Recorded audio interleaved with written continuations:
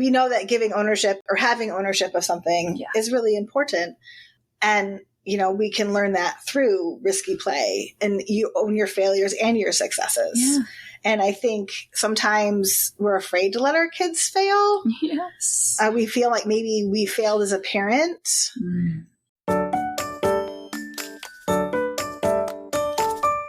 Welcome to Transforming the Toddler Years, the podcast for conscious parents, caregivers, and educators who believe tantrums aren't terrible. They are powerful opportunities for connection, growth, and learning during the first 5 years. You'll explore how to use intentional language to raise calm, confident, and deeply connected kids, because the way we talk to kids becomes how they see themselves and engage with the world. Hi, I'm your host, Cara Tyrrell, classroom teacher turned parent educator and teacher trainer. Are you ready to nurture your children's mind, body, and spirit? Welcome, Toddler Tribe. Let's transform the toddler years together. Okay, Toddler Tribe, you know that play is really how your kids learn, and maybe you're already leaning into that. Well, today's guest, Dr. Joanna Spotts, is going to talk to you about risky play. Wonder what that is? We have a whole episode to explore it. Dr. Joanna has been an educator for over 20 years, and she currently works as a nature-based preschool teacher in Vermont. But she discovered her passion for risky play during her doctoral journey, and now she is using her voice to help others understand the essential need for taking risks within play. So enjoy this episode and listen in for some situations that you realize your child might actually be able to do more than they're already doing if only you're able to give them the opportunity. Welcome back, Toddler Tribe. I have a very special episode for you today because I have a guest who I've been wanting to have on the show for a really long time. And for various reasons, we couldn't make it work. And yet we're in the same place at the same time at an early childhood education conference. And so welcome, Dr. Joanna. Thank you. Thank you for having me. It has been a while, hasn't it? Yes. Yeah. Yes. Always with the best of intentions, but so many deadlines. So here we are, and we finally get to have this conversation about risky play. Yes. This conference that just wrapped, the Vermont Association Education of Young Children, the theme of the whole conference was play and creativity. And so you're an expert in this idea of allowing kids to use their bodies and their brains to explore without putting limitations on. Yeah. Tell us more. All right. So risky play, it's been studied a lot by people who do such things, and thank you for calling me an expert. I appreciate that. So lots of people have done studies on it, and it's definitely a cultural shift. And I would say that most of the research comes out of Scandinavia, Scotland, Australia, New Zealand. Yes. Those countries. Yes, those countries. So I don't want to say they started it, but it's definitely, it's a thing we have to talk about because it just doesn't happen in the United States as often as it should. Right. And it comes from the idea of scholars make categories of risky play, but I like to say risky play is any play that's child-led. So adults can say, we're going to go to the park and there's a slide and swings and trees, but they get to choose what they do. The kiddos do. It's exciting. Fun. At least for the kids. It's not always exciting for grown-ups, but that's okay. And there needs to be a possibility of physical injury. That's the risk that you're taking. And so we often think of, obvious things like monkey bars. We think of things like a campfire. But also water play. Because there's a risk of physical injury. Sure. Using scissors is a risky play thing that I think a lot of people don't realize is risky play, but also climbing up the slide. swinging really high, going sledding, things we do all the time. And what we need to talk about is not necessarily the risk part, but the hazard part. The hazard is something that you don't see or the kid doesn't see that is going to hurt them. So broken glass, right? If they step on that, they're going to get hurt, that sort of thing. And so when we know the difference between a risk, which is a challenge that a child might choose to accept or not, and a hazard, which might be able to be mitigated, might not. Right. That's how we know the difference between risk and hazard. But that's why risky play is often stopped, because people just think, oh, you're going to get hurt. Stop. Right. Oh man, you've really got my brain thinking now. So I hear you talking about a lot of experiences that happen outside. And I think most people would jump to that, right? That risky play happens outside. You mentioned scissors. That's an indoor activity. What about our high energy kids who are jumping from couch to couch, or maybe like exit the bathtub, not quite the way we'd expect them to? How often do you see risky physical movement, if not necessarily play, indoors? Quite often. Yeah. The reason we associate it with outside, well, at least for me, is that because that's where all the best climbing trees are. Okay, fair. And I feel like outside just presents the ability to move your body in bigger ways. Yes. So yes, it is an inside thing. You often hear infant parents when their kiddos are learning to like pull up and climb, like, oh my gosh, I can't keep them climbing the coffee table. That's risky play. That's right. It's just different risky play than like climbing up the slide or climbing a climbing wall or climbing up a boulder. So do you remove the coffee table? What do you do? Some parents do. What do you recommend? I think you should put padding under the coffee table. I think you could put padding on the coffee table. I think those little corner things are really important. You could also say, oh, we're not going to climb on the coffee table, but you can climb on the couch. Right? Or like maybe something that the fall height isn't as, or let's climb up these stairs. I used to say to my son, you can climb into bed. I would try to give him the opportunity they want, because he was a dining room table climber and he would try to like play with the chandelier. And I'll never forget, I'm like, gosh, it's awfully quiet. I turn around and there he is on top of the table, So, but yeah, just trying to give him other things to do, or trying to find like a similar sensory need, my son, when he really would want to climb, I would say like, let's do big jumps. So I'd have him I'd hold his hands, he'd squat down, and then I would say 1, 2, 3, jump, and I'd kind of like lift him up to like make his jump higher. And that kind of gave him some of that same sensory input that he was looking for.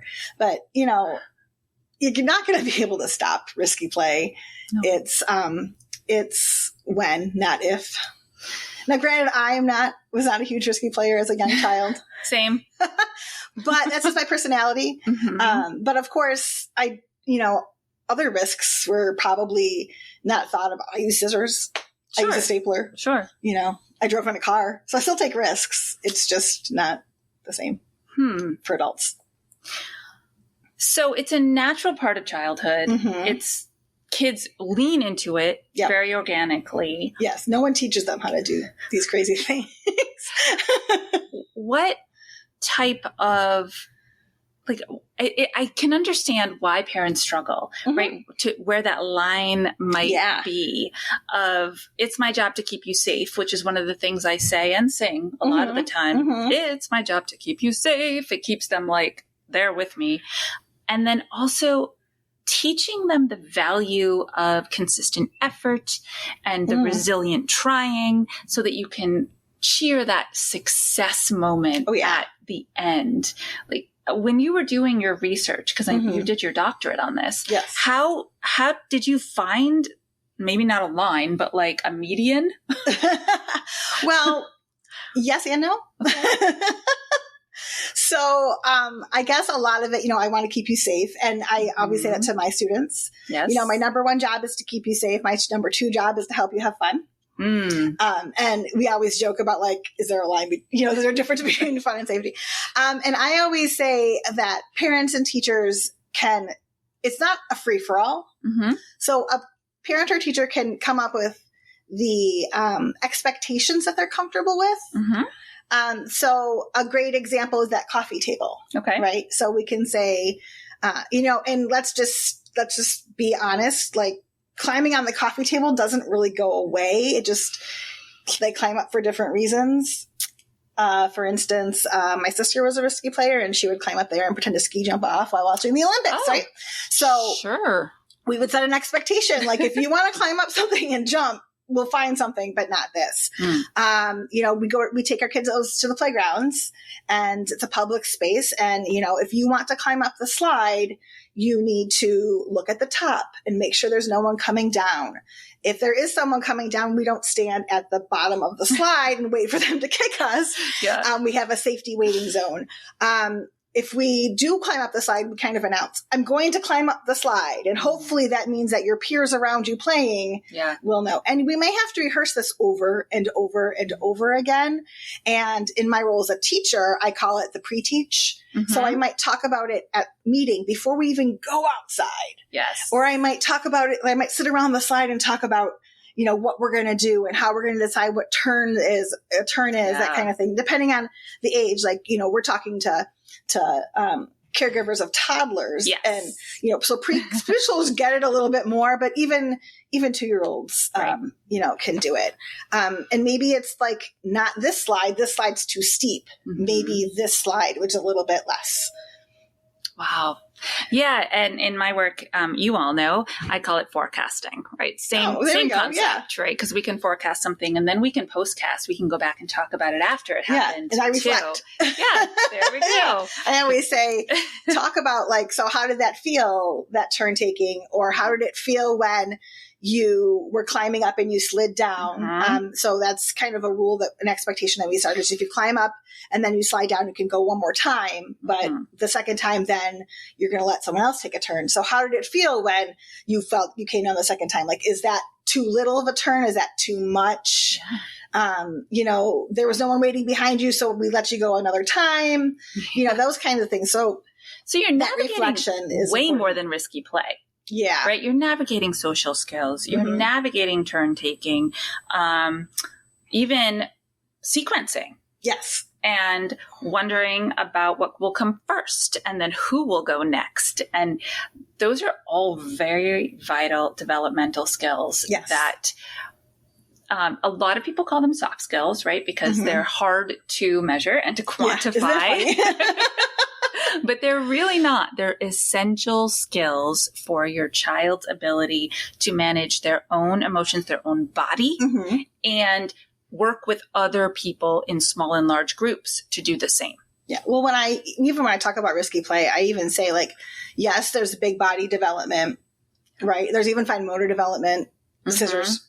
But my personal philosophy of education for all children is social emotional skills and cognitive skills. Anything else is gravy. Yeah. And if you're not sure what that means, isn't everything better with a little bit of gravy? Right. So it's just the bonus. It's the frosting on the brownie. Yeah. And so I think that that's something important that risky play offers. And that, we talked a lot about it being outside and in a group. So in a group setting inside. Yeah. So they've learned how to do that turn taking outside. Okay. So now we're inside and you have the doll I want, but I know that turn taking means you get a turn for a little bit and then I get a turn for a little bit. Yeah. And those skills are transferable. And that's an important part of the brain science and things that goes on is that's when kids are learning those transferable skills. Absolutely. And it comes down to risk management skills as well. Right. So I know that if I want to climb up the slide, I have to make sure no one's coming at me. So maybe that also means that if I'm watching someone on the monkey bars, I can't stand under them. Right. Cause, right. So, teaching one risk management skill is often transferable to another. And we'll see kids from classroom to classroom, in my center. Yeah. They learned not to stand at the end of the slide as a 2-year-old. So now as a 3-year-old, they're like, no, don't stand there. And that's a great skill to have. Right. So they're even starting to mitigate hazards right before the teachers even start. I do a little coaching. Yes. And I do coach, like when, so we've talked about how we're going to wait in the safety zone. We're going to go do 2 turns, and I kind of stand there and coach them, and, hey, you know what?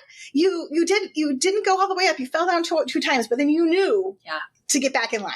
Mm-hmm. And then the time they do make it up, it's like party. I have a special happy dance that I developed when my son was potty training that I've like just taken with me. Here we are 12 years later, I'm still doing the same happy dance. Yeah. And then also with my coaching, and the encouragement that I give, I also have students waiting in the safety zone who are like chanting their friends' names, who are clapping when they get up there, who are like, you'll get it next time, giving tips. I always hold on to the edge, Risky play is a team sport. Yeah. There you go. Yeah. But it's not sports. So that's a whole nother discussion. I'm listening to you talk, and I'm thinking about one of the skills that I believe is essential to allow kids to experience, which is ownership of their natural choices and their natural consequences. So say a kiddo overestimates what they are capable of physically, right? They get on the monkey bars and they're confident they can make it over across all 6, and they get to 3 and they drop. How do you talk to them about that? Right? Because it didn't, their expectation was they would make it all the way. Yeah. Right. And so we want to raise kids who experience these moments of, oh, I didn't quite, so that when they do, it's a really valuable opportunity of intrinsic, I did that. Yeah. Yeah. That can be tricky. And I would say you really kind of have to know your kiddo, whether it's your child or a child that you're taking care of. I take care of 15, 3, 4, and 5-year-olds, and they're all incredibly different people, tiny people, but people nonetheless. Yeah. And it just kind of depends on like their reaction. Okay. It depends on like, have they gone all the way before and now they just didn't quite make it? So I usually ask like, how are you feeling? I'm, again, social emotional, right? Yeah. And emotional literacy, or like, oh, I noticed your bottom lip is poking out. Yeah. You're hunched, you're kind of skulking away. I want to check in with you. Do you want to do it now or later? And then usually it kind of comes down to, gosh, I remember when you wouldn't even climb the ladder. I remember the first time you transferred one to the other. Yes. I remember you got those legs swinging and you almost kicked me in the face. Because I'm a spotter. I like to be like underneath. It just makes me feel better. Yeah. I think it makes them more confident too. So I kind of think back to that. It's kind of that reflection reflection piece. Yeah. Or, and narrating their progress. Yes. Right? We as human beings get so focused on our outcome that we don't stop to look at the progress that we've made that gets us to that particular point. Yeah. Because there really is no end. We just keep going. And I like to, I've always got observation materials on me so I can jot something down or take a picture. So I take lots of pictures. I might write like, the date and, AL, transferred to the second one. Nice. And so like I've got those records to look back on. So like in a group setting, but even with like just one child, I remember, just slipping and falling on a boardwalk in front of a bunch of people. Okay. Like we didn't think it would be risky. Right. But, he was like really upset and, talking to my kiddo through that. And, you can still walk, you haven't lost your ability to walk, just like you haven't lost your ability to try again on the monkey bars. And some kids, they will get up, they will dust themselves off and they will get back up there. They will, they'll even say like, if there's a line, can I have another turn? And I think that, you got to know who your kids are. And, especially like in group settings, having that community is really important. And I think that starts in toddlerhood. Yeah. That when you're, they're still egocentric, but of course they are. They are. But, but I think that you can kind of start to coach them into thinking that. And like you said, narrating the process and celebrating the small wins and celebrating the try. That's a big thing. And, I always talk about the yet. Like, yes, but not yet, so.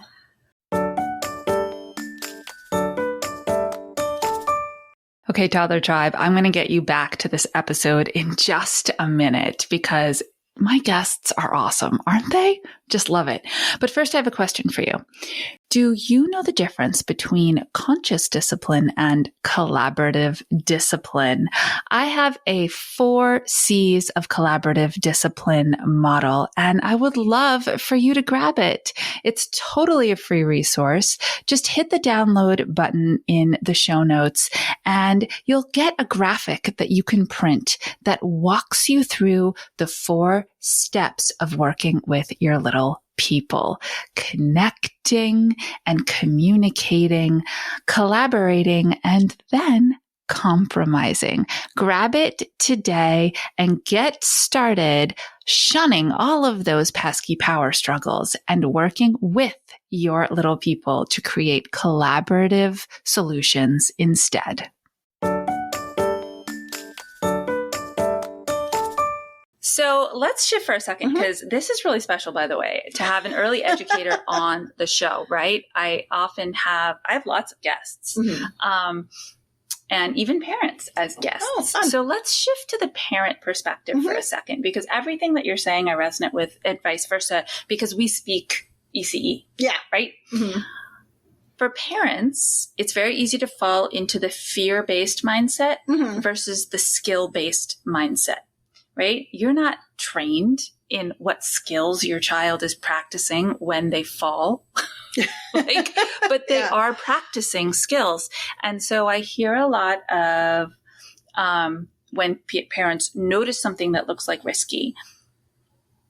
Be careful. Don't get hurt. Wait. Stop. All these imperative demand statements that are tinged with anxiety and cause the child to react. Sometimes they end up even just falling because of that. So what can you share with parents who are listening, who are like, oh my gosh, that's me, and it comes from a place of love because I really don't want to see my child hurt, to help them shift to understand that responding differently allows your child to build those resiliency skills? Yeah. So some things that I try, and I'll come clean. I'll be very transparent. I say, be careful. But then I usually catch myself and I'll say, be careful. I notice that there is and I think that's what parents could think about too. Okay. So, when I was raising my toddler's now 15, but I remember we always talked about things being like off limits rather than no, because we wanted no to be heard if we had to shout no or stop. Yeah. We wanted it to be like, what was that weird thing that just happened? So it would kind of stop them. Sure. And I would say, got to trust in your kids' abilities. You did talk about like a kid overestimating their ability. Yeah. But since it's not a free for all and your kiddos play, especially if they're going to be doing some risky stuff, should be supervised. Yes. So there's a thing there, like you should be right there.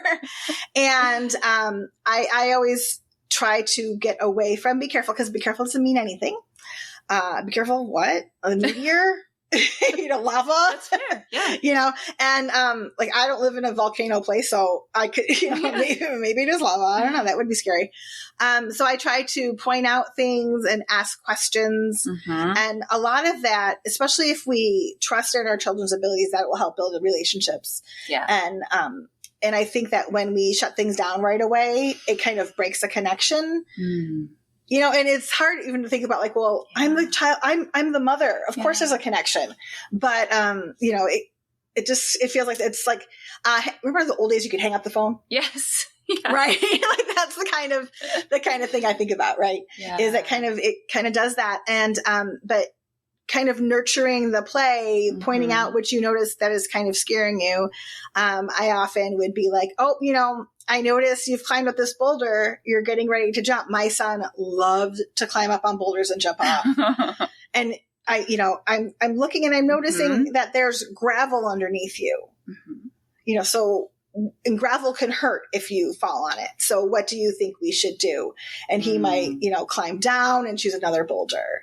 I remember at a play date, they're like 2 little girls sitting underneath the boulder building a fairy house. And I'm like, wait,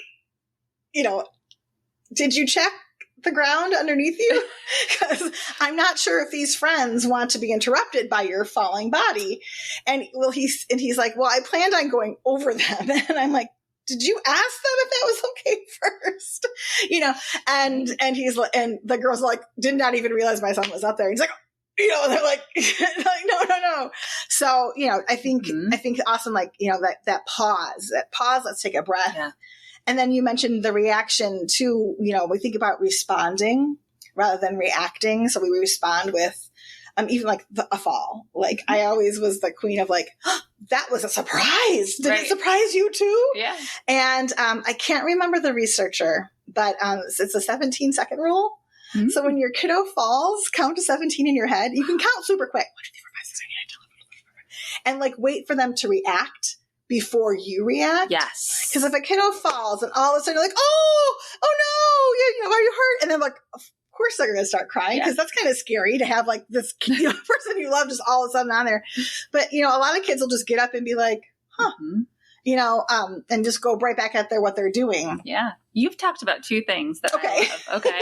So the first is cognitive planning. And what that means, Joanna was talking about how by noticing the environment, right, we're planting a seed in this child's brain that they have to make a plan of how they're going to move their body. Yes. And that happens in here. And it's really important. Now, with tinies who are just like going for it, I'll often say, what's your plan? Yes, I say that too.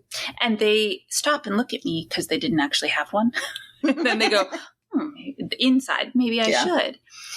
And I love that, right? That with just a few little words, you can turn on your child's brain and get them thinking about what their next choice is going to be. Because the truth is, you're not always going to be there to guide their choices. Yeah. Right? Teaching them how to think, what could I do first? What could I do next? How do I get there safely? Yeah. That's really important stuff. Yeah, I think about that with stick play a lot. Yeah. And I ask all the time, like, what's your plan with that big stick? That's a buddy stick. Is it, and that's when like you sneak in some academics, like, is that stick longer than your arm? And then I always have kids who like, my son did this a lot. He would like push it back. So it like came out the back of, it didn't touch, but it was like finger length, still like a nice try. And a lot of that, and I'll have kids who like, I want to whack something. I'm like, well, good. I'm glad you realize you want to whack something, but this, super long stick is not a good whacking stick. So instead of saying like, no, don't whack, which I guess if you want a category, I would call that dangerous tools.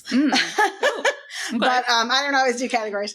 So we find an appropriate stick. We find an appropriate thing to whack. We make a safety circle. So there's all that planning in there. Yeah.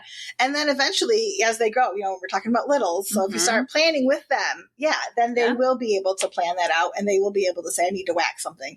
And I'm always happy when they want to whack a tree and not, they realize I can't not whack this person, but I can whack this tree.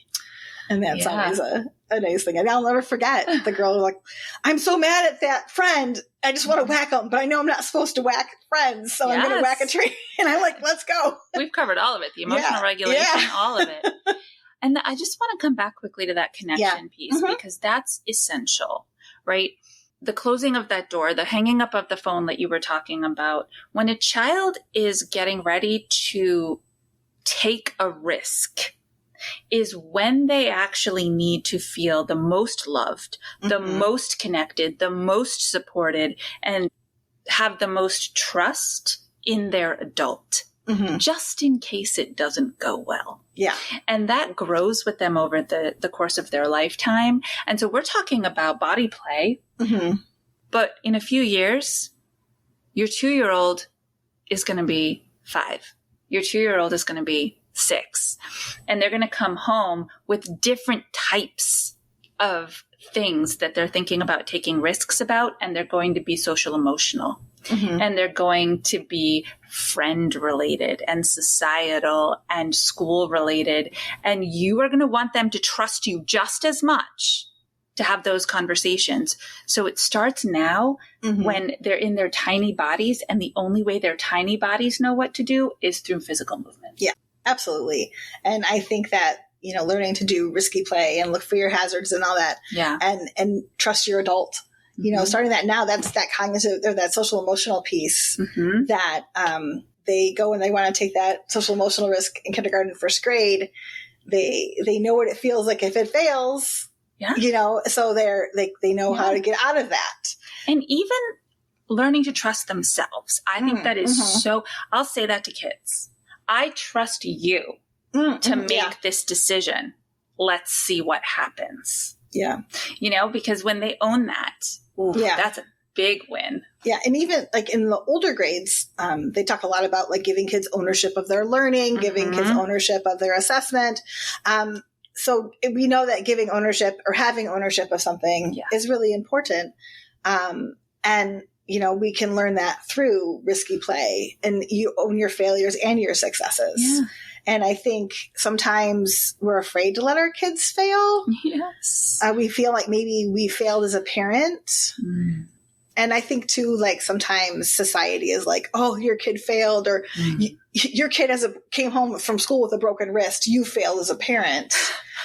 And that stops a lot of parents from doing risky play. Right. And especially because media every day has got some terrible story about some poor parent, who's something has happened to their child and everyone's blaming them, and it might be their fault. But I don't think any parent wakes up and says, I'm going to be a junk parent today. Of course not. Things happen. Yeah. And I just think that, I don't know. I think about like the way my dad talks about how he played and how I played.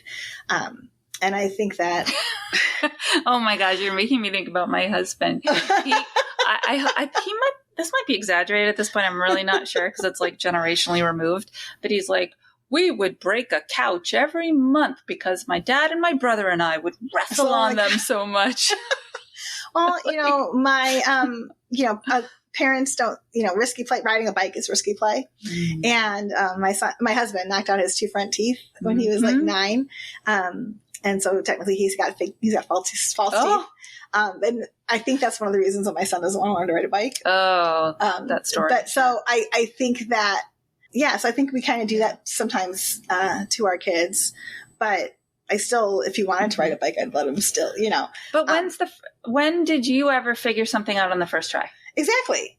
And I always think of walking, right? As like the first, so many new walkers, like they've got bumps and bruises and welts, and and it's like drop off, and they're like, yeah, I know they've got the bruise, they ran into the whatever, but we don't like tell our kids they can't learn to walk because we encourage them, we get excited by it. Oh, you almost did it that time, right? That's the type of support we need to be giving kids, older kids even, who are using that risky play behavior. And I cut myself once cooking. I don't not cook anymore.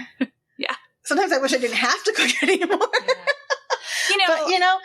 I think as I'm sitting here thinking about it, there's 2 pieces. One, parents obviously do not want to see their kids hurt, right? It hurts us to see kids hurt. And teachers don't either. Teachers don't either. But also, then there's something to solve. Right? Mm-hmm. There's a reaction, there's tears, there's the big emotion. And so if we can avoid all of that, it feels better than having to lean into that moment. And, when I work with parents and educators who don't love tantrums, but I try to talk about leaning into the moment instead of resisting the moment. And so that's the other piece, right? Yes. If there are tears, if there is a scrape, if there is blood, we need to meet them where they are, not try to solve it. Yeah. Well, I think when there's tears, when there's a scrape, She's right. We don't want blood, but let's face it, it happens. And I think, we talked about trust. And I think that as parents and caregivers, and I know caregivers listen to your podcast because I'm a caregiver and I listen to it. I don't have a parent of a toddler. I'm not a parent of a toddler anymore. That's right. But that trust versus mistrust, I think that's what we're getting into. And is that Erickson? Say it again. Trust versus mistrust. Erickson. Is that Erickson? I get all of my early childhood pioneers psychology mixed up because I don't use it every day. So and I think that, we talked about the supervision and the coaching and the reflection, that's building trust. Right. And when we take away the risky play, how are we going to build trust with our kids? You know, how are they going to know that you're there to take care of them? Yeah. That you're there to help them? Kids get mad when I won't lift them up to the monkey bars, or I won't hold them as they go. And I'm like, but I trust that you know what your body can handle. That's right. And I'm going to be here with my arms outstretched. Mm-hmm. So if you do fall, I can help. It's not going to hurt as much. And I can tell you, I've been kicked in the head quite a few times because I'm watching, and I'm so watching their face, and I'm not watching their feet. But they're still able to take that risk, and they know that I'm going to be okay with it. And they also know there's a limit. Joanna is going to let me climb up the slide, climb on top of the monkey bars and go through, but she's not going to let me climb to the very top of this structure and jump off, because that is too risky. That is too hazardous, because, and they don't even try that because we give them the opportunities. I trust them to trust their bodies and know what's appropriate and what's not. Dana Susskind did a lot of research on the belief gap. Ooh, this sounds interesting. It is. So there's a cognition gap, which we're all very aware of these days, right? Where we would expect peers to be and where we see them being. Thank you, COVID. Exactly. But the belief gap is also widening. And that is that children don't believe that they are capable of fill in the blank, learning the reading, doing the math, that the frustration tolerance is so low and the fear of failure is so high that they don't have that growth mindset to believe they can. And so I love that you are fostering that in little kids, in their physical bodies, and saying, I believe you can. Let's have you believe you can. Mm-hmm. And I think, we all say I can do hard things. You can do hard things. So, your hard thing happens to be monkey bars, but you know what? Math is a hard thing too. Yeah. And I didn't know my times tables the very first time they were taught to me. In fact, I didn't even get good at sixes until I was teaching children how to multiply sixes. Put this away in your pocket. The trick is learning to skip count. So, we all can do 5, 10, 15, 20, right. 2, 4, 6, 8, 3, 6, 9, 12, 15. So once I taught that to kids, then I was like, oh my gosh, I can do this too. Right. So, and is it, because I didn't, maybe it is because I didn't think I could learn it, but, maybe I didn't do enough risky play as a child. Oh my gosh. But I passed statistics. So, there's hope. But I think that, we talk about transferable skills, right? So, and I don't think that a kiddo who learned the monkey bars at 3 or 4 is necessarily going to sit down in math class and be like, I can do monkey bars. I can do this. No. But that whole, I can deal with failure. Yes. It's a growth mindset. Maybe I got one, I used to do flashcards a lot. And I still do flashcards with some things. I got, last time I only got 9 flashcards right. This time I got 10. Yeah. And they'll learn how to find that success. And I think that's starting that when, I transferred to first monkey bar, I transferred to the second. I've climbed all the way up the stairs without falling, or all the way up the slide without slipping. Yeah. Well, this has been an extraordinary conversation, and I have a couple of things for all of you who are listening. What, for me personally, this monkey bars, it's in my head, okay? So I have a video. It's about a 1-minute video of a toddler who believes she can, and I'm not going to spoil it for you. And if you reach out and ask to see that video, I will send it to you. Send it to me, please. This is my first taker. Send it to me. Because the determination, the focus you're going to watch and see in her, the way I create silence and allow, then the intentional words that I choose to use to check in with her. And then when we get to the end, what happens? It takes kind of everything we've talked about and just demonstrates it in a minute video. And then Joanna has stuff for you too. Right? I've got a lot of stuff. Yeah. I have a newsletter. I have a newsletter, a monthly newsletter. I guess the best way to find that is to go to my website. We'll have it linked right in the show notes. Just one click. Yep. There's a subscription button on there. Perfect. And that also has some free resources. Yeah. And I will say that they're kind of toward teachers because that's who my main audience is.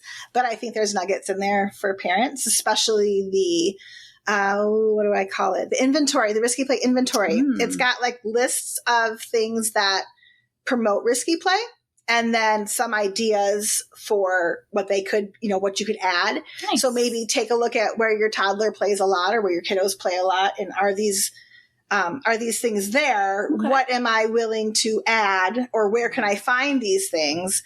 And I'm not saying that every time you go to a play space, it needs to have every single thing on the list, but maybe you can vary what it is. So sometimes, it's water play and that's a risky play, but maybe it's jumping in puddles as you're, or maybe you're looking for new places to climb, that sort of thing. So there's maybe some ideas in there to help you out with that. Nice. And I think that, my newsletter comes out monthly, but I do webinars and I put them on the newsletter and they're on my website. Great. And again, they're really geared toward educators. But I think that when you sign up, if you put that in there, like I'm a parent of a toddler or I'm a parent of a young child, then I can even add some more parental things into my webinar to kind of tailor it to your needs. But you all know what I'm about to say. Parents, you are your child's first teacher. Okay. And that is one of the major premises of this show, that we speak to educators and you are one. So please grab the resources that are available from Dr. Joanna. Make sure that you are feeling confident. Just pick one. If you're not, just start with one and you've got this. And you also have a tribe. You have a village over here that is cheering you on. And if you need support, you know that you can reach out. Thank you so much for sitting with me. Look, we're so exciting. and having this. It's been a delight to have you on the show. Thank you. I've enjoyed myself. Yeah. And you know what to do, Toddler Tribe. Stay mindful and proactive until we transform the toddler years.